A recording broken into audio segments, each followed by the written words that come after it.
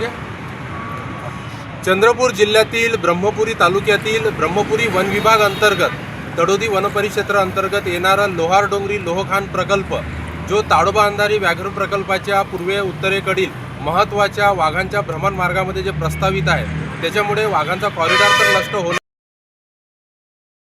जो अधिक तीव्र होणार आहे आणि ह्या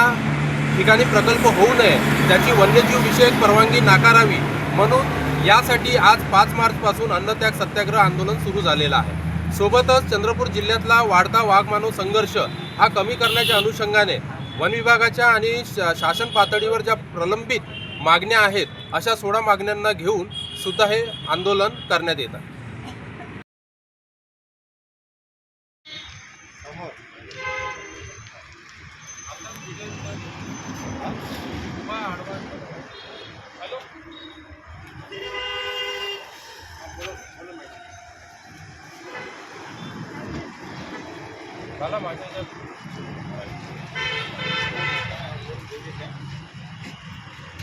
मला ते